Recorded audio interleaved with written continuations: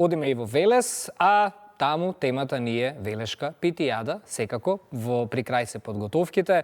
Време е сите заедно да ги поканиме и гледачите на јавниот сервис, колега Печков, да дојдат во Велес и да го посетат вашиот град, деталите околу питијадата, но и покана и од ваша страна очекуваме во следниве минути. Добро утро. Добро утро, Ане, па втор пат. Имаме после на утринските облаци 13 температура.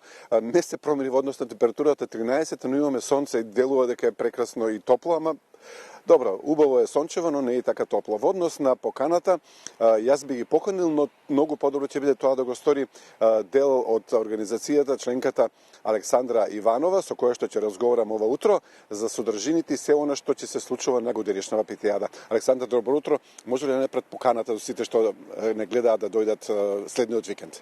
Добро утро, Петра. Ви благодарам за можноста повторно да се обратиме до публиката преку македонската телевизија. И секако, не овој, наредниот петок, 10 октомври, традиционално започнува фестивалот на велешка пита и вино, питијада, кој што ќе трае до 12 октомври. Значи, од петок до недела се надеваме на убаво време, за забавата се погриживме ние. Секако, тука се гостителите со вкусната пита и вкусното вино и останува само велешани, меѓутоа и од цела Македонија да дојдат да не посетат и да уживаат во се она што имаме да го понудиме.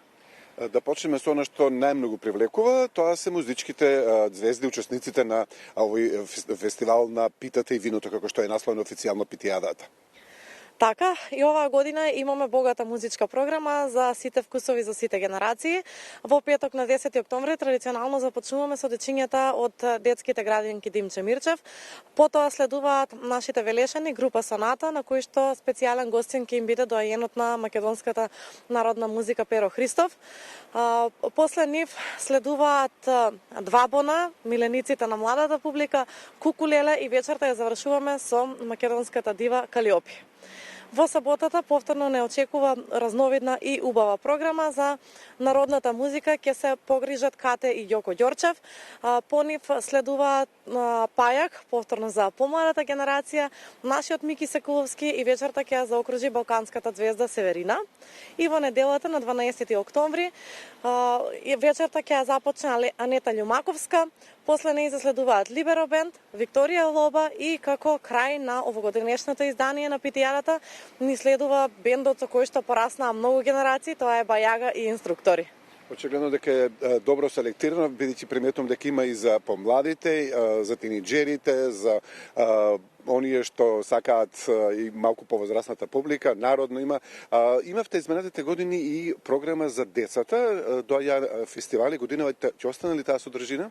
Секако и годинава не ги заборавивме и најмалите. Во сабота и во недела со почеток во 12 часот има и детска програма. Во сабота ни доаѓаат Стела и Сани, маскотите кои што децата ги обожаваат, а додека пак во недела ни гостуваат славејчињата, односно детскиот фестивал Златно Славејче.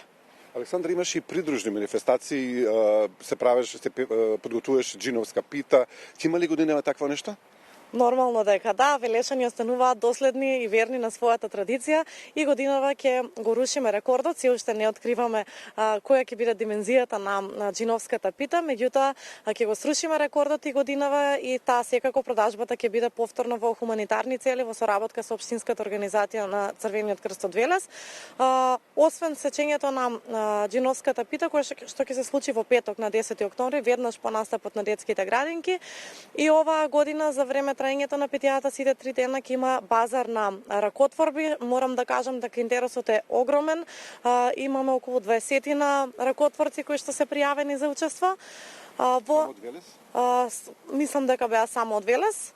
Во недела на 12 октомври традиционално ќе имаме изложба на стари автомобили олдтаймери, што секоја година привлекува огромно внимание кај сите посетители и оваа година традиционално ќе се одржи и рекреативната велосипедска тура која што тргнува од Шато Сопот.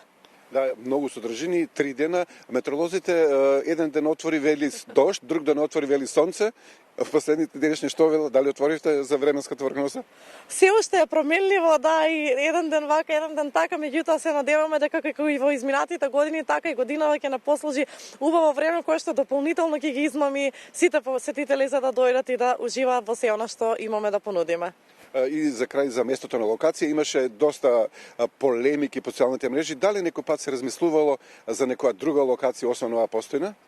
Во моментот, во моменталните услови со кои што ги располага градот, сметаме дека оваа локација не е единственото решение, затоа останува старата локација на раскрсницата кај Панини или кај гимназијата. Меѓутоа, со изградбата на новиот плоштад, веруваме дека им се создале услови и за преместување на питијадата. Александра, јас се благодарен што бевте ovo утро гостин, но те се збогуваме за некој временски период кратко, бидејќи доаѓаат и деновите пред питијадата, па ќе се идеме и тогаш. Претпоставам дека се е завршено, станува. Да прашам за цената на питат или уште тоа не е дефинирано? Тоа се уште не е дефинирано. Во наредните денови ќе имаме состанок со сите угостители кои што се пријавени за учество и ќе се дефинира цената. Ти благодарам за ова гостување. Успешна работа, се гледаме петок пред питијадата. Ти благодарам, Петра, уште еднаш покана до сите. Да. Тоа беше Александра Иванова. За овој петок тоа ќе дознаеме и која ќе биде цената, колку гостители ќе има и се оние други детали. И Ване, тука сме уште малку, ако немаш некоја прашање да одговориме. Ништо, само покана, имавме покана, добивме покана, се гледаме на Велешка питијада, убаво е да се биде дел од оваа манифестација. Ви благодариме, Петар, за деталите, посакуваме убав работен ден секако.